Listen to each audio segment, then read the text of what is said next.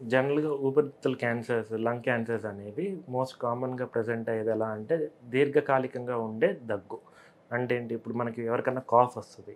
Cough వస్తది ఒక 10 రోజులు ఉంటది, 15 రోజులు ఉంటది, తగ్గిపోతది. అలా లాంగ్ టర్మ్ కాఫ్ అంటే more than 4 weeks of cough ఏదో డ్రై కాఫ్ కానీ, వెట్ కాఫ్ కానీ ఉన్నప్పుడు వాళ్ళల్లో ఈ క్యాన్సర్ లక్షణం అది one of the important cancer లక్షణం. సో, 4 వీక్స్ కన్నా ఎక్కువగా వాళ్ళకి దగ్గుతున్నారు అన్నప్పుడు వాళ్ళు చెక్ చేయించుకోవడం మంచిది. ఎందుకంటే దాంట్లో ఉండేది ఏదో టీబీ ఉంటది, లేకపోతే క్యాన్సర్ ఉండే ఛాన్సెస్ ఉంటాయి. అండ్ నెక్స్ట్ ఇలా దగ్గినప్పుడు అప్పుడప్పుడు రక్తం పడడము, లేకపోతే మార్నింగ్ పూట వాళ్ళు బ్రష్ చేసుకున్నప్పుడు రక్తం రావడము, హిమాప్టైసిస్ అంటాం. ఆ ప్రెజెంటేషన్‌లో అదొక కారణంగా ప్రెజెంట్ అవుతది.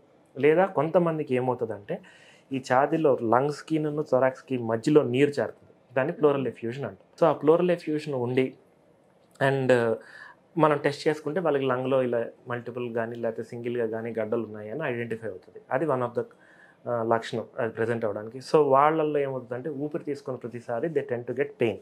ఊపిరి తీసుకున్నప్పుడల్లా పెయిన్ వస్తుంది, చెస్ట్ పెయిన్ లాగా వస్తుంది అన్నప్పుడు వాళ్ళకి టెస్ట్ చేస్తే వాళ్ళకి క్యాన్సర్ ఉండేదానికి ఛాన్స్ ఉంటుంది.